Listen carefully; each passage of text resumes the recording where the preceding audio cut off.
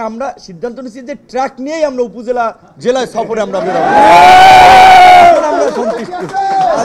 আমরা দেখেছি ভারতের শাসক গোষ্ঠী সবসময়ই বাংলাদেশকে তারা নিয়ন্ত্রণ করতে চায়, দাবিয়ে রাখতে চায়, বাংলাদেশের উপরে ছড়ি ঘোরাতে চায়। এই যে একটা আপনার আমাদেরকে অবমূল্যায়ন করা কিংবা এই যে দাদাগিরি করা, এইটা আমরা মানব না।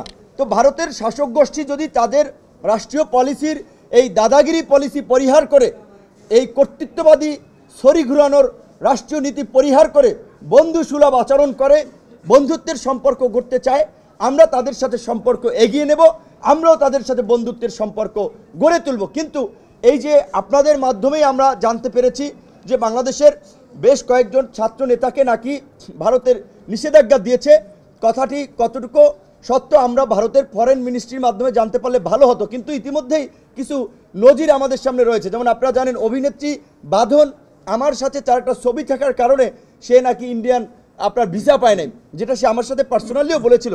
আমেরিকান এম্বাসির স্বাধীনতা দিবসের প্রোগ্রামে দেখা হয়েছিল, সেখানে সে আমার সাথে একটা ছবি তুলেছিল, সেই কারণে তার ইন্ডিয়ান ভিসা হয় নাই। তো কেন ভাই, আমরা তো সরকারে ছিলাম না, আমরা তো মানে একেবারে ভারতের শত্রু হয়ে যাওয়ার মতো কোনো রাজনৈতিক দলও ততদিনে ছিলাম না। আমরা একটা উদীয়মান রাজনৈতিক দল, 5 বছর 6 বছরের রাজনৈতিক অগ্রযাত্রায় নিজেরা বেড়ে ওঠার চেষ্টা করছি। সেই ক্ষেত্রে এরকম উদীয়মান শক্তি রাজনৈতিক দলগুলোকে যদি ভারত বন্ধু না মনে করে, তাহলে বাংলাদেশের জনগণের সমর্থন তারা হারাবে। আমরা আশা করি যে ভারতের এই ধরনের ভ্রান্ত নীতি যদি থেকে থাকে, সেটা ভারত প্রত্যাহার করবে বা সুবিবেচনা করবে। আচ্ছা, এখন শোনেন, এইটা শোনেন, রাইট, এইটা আপনাদের একটু বিষয় দেখেন। নির্বাচন কমিশনের যে রাজনৈতিক দল বা নির্বাচনের জন্য প্রতীকগুলো, আমার কাছে এগুলো অদ্ভুত এবং হাস্যকর মনে হয়েছে।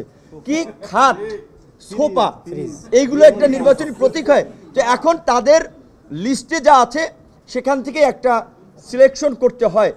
পরবর্তীতে হয়তো নির্বাচন কমিশনকে আমরা আবেদন জানাবো, বা যেমন রাজনৈতিক দলগুলোকে যেন একটু দেখতে ভালো, শুনতে ভালো এবং একটু এরকম একটা মানে বলা চলে একটা রুচি সম্মত একটা প্রতীক যেন সব রাজনৈতিক দলগুলোকে দেয়। তবে আমরা যে প্রতীকটা পেয়েছি, একদিকে এইটা একেবারেই জনগণের সাথে, সারা দেশের মানুষ চেনে, তাদের কাজের সাথে সম্পৃক্ত, এবং আমরা সিদ্ধান্ত নিয়েছি যে ট্রাক নিয়েই আমরা উপজেলা জেলায় সফরে আমরা বেরোবো। আমরা সন্তুষ্ট। সাংবাদিক ভাইদের